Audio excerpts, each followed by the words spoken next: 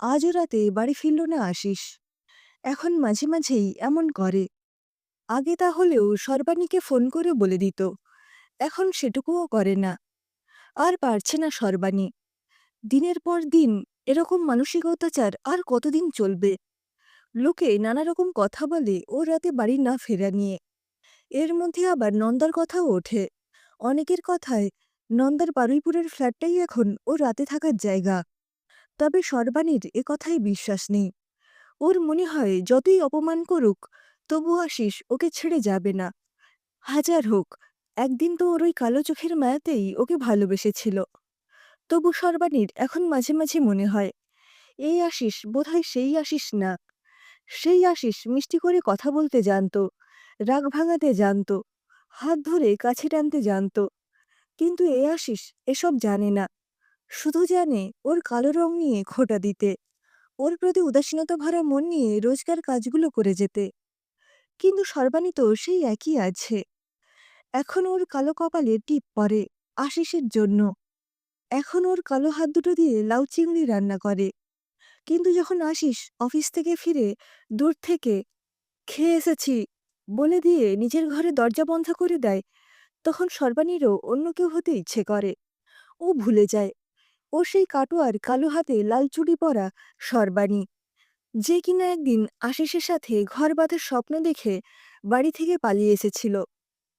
বেশ ধনী ঘরের মেয়ে ছিল ও। বাবা রুলিং পার্টির পলিটিক্যাল লিডার। কালো হলেও দিব্যি বিয়ে হয়ে যেত ওর। কালো, অসুন্দর, এগুলো শুনতে শুনতে আর উপেক্ষা পাওয়ার অভ্যাস নিয়ে বেশ ছিল ও। কিন্তু হঠাৎই ওর জীবনে ঝিরঝিরে বৃষ্টির মতো এলো আশিস। কাটোয়া ব্যাংকের ক্লার্ক ছেলেটা যখন ওকে বলল, কালো হলেও তোমাকেই ভালোবাসি সর্বাণী, তখন প্রথম শুনল ওকেও কেউ ভালোবাসতে পারে। সেই ভালোবাসার জোর থেকে ঘর থেকে পালিয়েছিল। আজ সর্বাণীর সবসময় মনে হয় ওরা একটা তালাতে বন্ধ, দুজনেরই যাওয়ার কোনো জায়গা নেই। তাই তো সবসময় আশিসও চেষ্টা করে ওর সাথে ভালোবাসার অভিনয় করতে। সর্বাণী জানে ওদের সম্পর্কটা এখন একটা সুতোয় ঝুলছে। তালাবন্ধ সম্পর্কটা চাবিটা হারিয়ে গেছে কোথায়। সর্বাণীকেও ওর মা এখনো মাঝে মাঝে ফোন করে, বলে ফিরে আসতে। কিন্তু কি করে যাবে? এই তালাবন্ধ সম্পর্কটাতে বেরোনোর চাবি তো তার নেই। আশিসের ভালোবাসাটাই তো আর নেই। ওর স্পষ্ট মনে আছে, পালাবার আগে ওর এক দিদি ওকে বলেছিল, ওটা ওর মোহ, ও তোকে ভালোবাসে না। ঠিক তাই, মোহ ভাঙতেও বেশি সময় লাগেনি। 5 বছরের মাথায় আশিস আবিষ্কার করে ও খুব হ্যান্ডসাম। সর্বাণী কালো, আর ওর অফিসে সহকর্মী মন্দা অনেক বেশি সুন্দরী। কিন্তু মানুষ হিসেবে খারাপ নয়। তাই বিবেকের তাড়নায় কখনো ডাইরেক্ট বলেনি সে কথা। বিপ বিপ করে ফোনটা কেটে দিল। সর্বাণী আর ফোন করে না। শাড়ি পরে রেডি হয়ে নেয়। আজ সে সিদ্ধান্ত নিয়ে নিয়েছে, আর না, আজ তাকে মুক্তি পেতেই হবে এই তালাবন্ধ ঝুলন্ত সম্পর্কটা থেকে। বারুইপুর বেশি দূর না। রেডি হয়ে রাস্তায় নামে।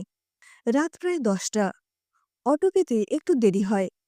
রাত 10টার সময় একা অটো করে কোথাও যাবে এত সাহস ছিল না সর্বাণীর। কিন্তু পরিস্থিতি মানুষকে সাহসী করে তোলে।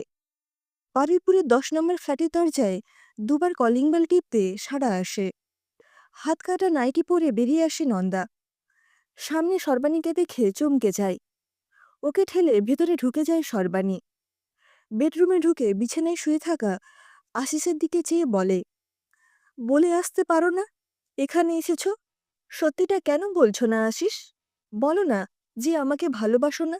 বলো না প্লিজ, আমাকে মুক্তি দাও। আর ভালো লাগে না তোমার এই অভিনয়। ধীরে ধীরে আশিস বলে, না সর্বাণী, সত্যি ভালোবাসতে পারি না তোমাকে। আর ভালোবাসি না। প্লিজ, কাল সকালে আমি ডিভোর্স পেপার পাঠানোর আগে বাড়ি ফিরবে না। কান্না অবরুদ্ধ গলায় বলে সর্বাণী। তারপর বেরিয়ে যায় ধীরে ধীরে। কোথাও যেন তার ভীষণ আনন্দ হচ্ছে। আর কোনো ভালোবাসাবাসী অভিনয় নেই। তালাবন্ধ সম্পর্ক নেই। ভারী ভালো লাগছে। মুক্ত হওয়ার আনন্দে রাতের কলকাতায় পথ চলতে চলতে ওর মনে হয় আজও নিজের হাতে ছিঁড়ে দিয়েছে সম্পর্কের সুতোটা। মাটিতে ছুঁড়ে দিয়েছে তালাটা। চাবি নেই বলে খুলতে পারবে না এটা ঠিক, তবে তা বলে মাটিতে আছড়ে আঘাতের পর আঘাত দিয়ে ভাঙতেও কি পারবে না?